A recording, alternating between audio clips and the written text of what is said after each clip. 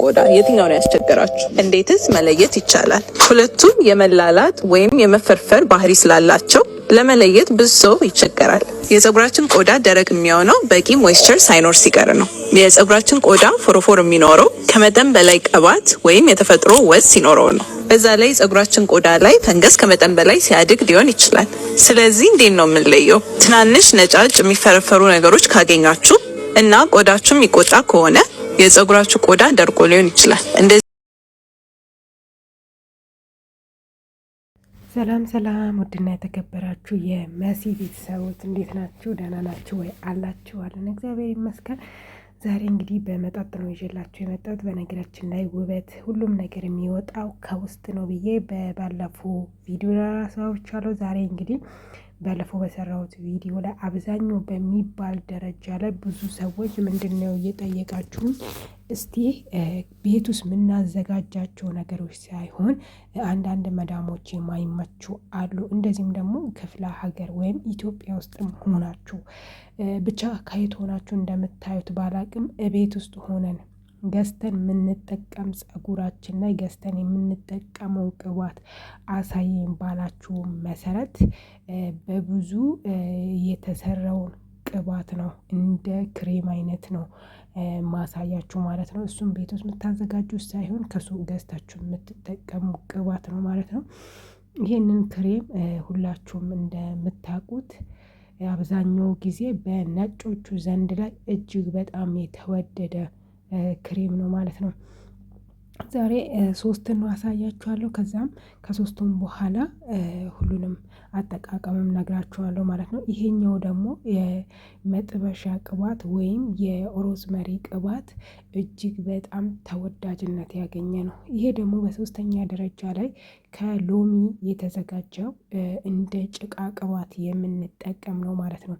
በነገራችን ላይ የትኛውንም አይነት ቅባቶችን ገዝታችሁ ለእናንተ ሊጠቅማችሁ ይችላል አይችልም የሚለውን በአጭሩ መንገድ ልታውቁ እንደምትችሉ ልንገራችሁ።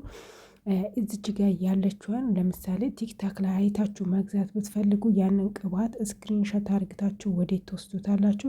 ወደ ጉግል ትወስዱታላችሁ። ምንም መጻፍ አይጠበቅባችሁም። ስክሪንሾት ያደረጋችሁትን ጉግል ውስጥ ፎቶውን ታስገባላችሁ። ጽሁፍ ወይም ለማን መጠቀም እንዳለበት ሀሳቦች ይመጣሉ። ስለዚህ አሁን ለምሳሌ የሎሚ እንደ ጭቃ ቅባት ነው የምንጠቀመው ነው ያልኳችሁ።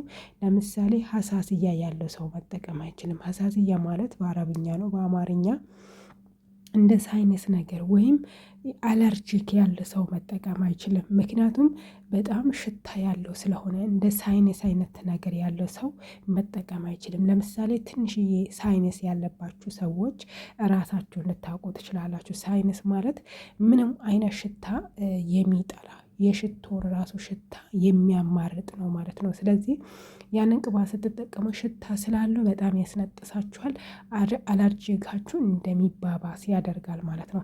በሌላ በኩል ደግሞ ይሄኛው የስጋ መጥበሻ ቅባት ወይም የኦሊዮ ቅባት በምንላቸው ዘርፍ ላይ ያሉት ደግሞ ለፀጉራችን እጅግ በጣም ተመራጭ፣ ለየትኛውም ፀጉር በነገራችን ላይ ፀጉራችንን ከማሳደጋችን በፊት የራሳችን ፀጉር የትኛው እንደሆነ በየትኛው መልክ እንዳለ ማወቅ አለብን። እሱን ደግሞ ከዚህ በፊትም ቪዲዮ ሰርቼላችኋለሁ።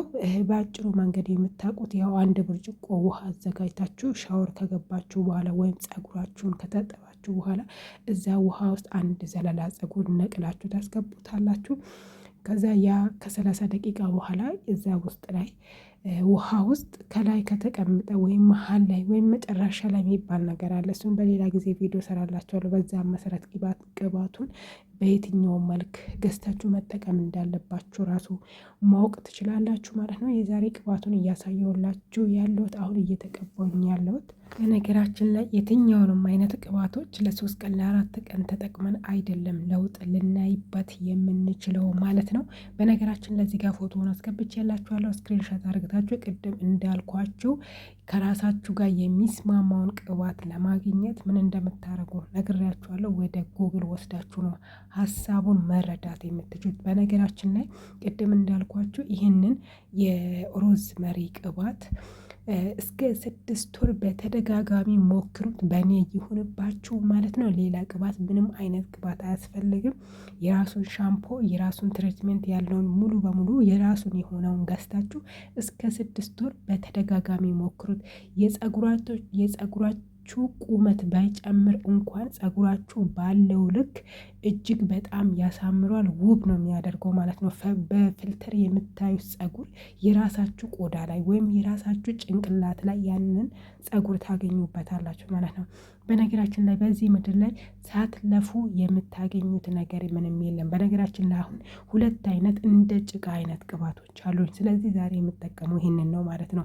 ይሄ በነገራችን ላይ አጠቃቀሙን በጣም በጥንቃቄ ካልተጠቀማችሁበት ምንም ተጠቃሚ መሆን አትችሉም ማለት ነው። ይህንን ክሬም ካገዛችሁት ቀን ላይ መቀባት የለባችሁም። ሙቀታማ ቦታ ላይ ሳይሆን የምትቀቡት ማታ ማታ ከመተኛታችሁ በፊት የጸጉራችሁ ጫፍ ላይ ነው የምትቀቡት። ቆዳ ላይ ቢደርስም ምንም ችግር የለውም። ግን በተለየ ጫፍ ላይ ስትቀቡ ሽታው እጅግ በጣም ደስ ነው የሚለው። በተለይ ደግሞ ባለትዳር የሆናችሁ ሰዎች ከሆናችሁ በቃ ለይቶላችኋል ማለት ነው። እና በጣም ሽታው እጅግ በጣም ደስ የሚል ሽታ አለው ማለት ነው። ስለዚህ የሌላ አይነት ሽታ ሳይሆን እንደ ሽቶ ደስ የሚል ጠረን አለው ማለት ነው። ያንን ጸጉር እስከምትታጠቡበት ቀን ድረስ ጸጉርሽ ላይ ሽቶ ተቀብተሻል ወይ እስከሚባል ድረስ ያደርሳል። ለጸጉራችን ምን ይጠቅማል ለሚለውን ትንሽ ሀሳብ ልስጣችሁ። ጸጉራችሁን መጀመሪያ ንጹህ ጸጉር መሆን አለበት። ከዛም ጸጉራችሁ ቆዳችሁ ላይ ለራሳችሁ የሚስማማውን ቅባት ከተጠቀማችሁት በኋላ እንደዚህ ጫፍ ጫፍ ላይ ጸጉራችሁ ጫፍ ላይ ቀብታችሁ እንደ ጅራፋ መልክ ወይም ቅጥጥር ወይም ወደ ታች ለጸጉራችሁ በሚመቸው መልኩ ጸጉራችሁን ሰርታችሁ ታድራላችሁ ማለት ነው። በፔስታል ወይም በሽፍን የሚያለባችሁ ነገር ጸጉራችሁ ላይ ማሰር የለባችሁም ማለት ነው። ጸጉራችሁን ስታስሩ ቀለል ያለ ነገር አስራችሁ ታድራላችሁ። ያንን ጸጉር ጠዋት ላይ ስትፈቱ ማለት ነው አይ ይሄ የኔ ጸጉር አይደለም የሆነ ነገር ተጠቅሎበት ነው እስከምትሉ ድረስ ነው የሚመስላችሁ። ጸጉራችሁ በቃ የሆነ ድንቡሽ ቡሽ ያለ ጸጉር በቃ አለለ። አንዳንድ ጊዜ ታተኩሳችሁ የሆነ ትኩስ እየለቀቀ ሲመጣ ትንሽ ቅባት ቀብታችሁ ለ2 ሰርታችሁ አሳድራችሁ ጠዋት ስትፈቱ የሆነ ድንብሽብሽ የሚል ነገር አለ። እንደዛ ነው የሚሆነው።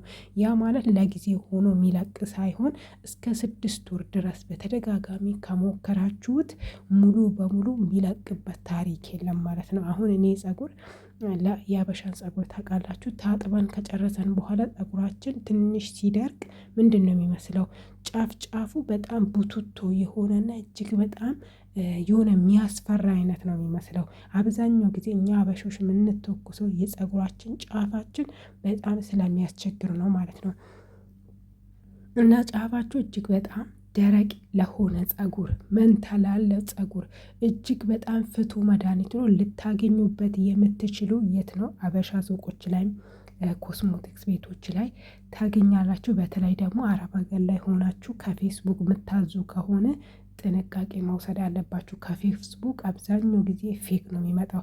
አረብ ሀገር ላይ ያላችሁ ልጆች ደግሞ ከየት ነው ልትገዙበት የምትችሉት? በአጭሩ ቅድም እንደነገርኳችሁ በጎግል ትወስዱታላችሁ። ጎግል ላይ ወስዳችሁ ፎቶውን ብቻ ነው የምታስገቡ። መጻፍ የለም ምንም የለም ማለት ነው። ጎግል ውስጥ ስታስገቡ ተመሳሳይ ቅባቶች ይመጣሉ።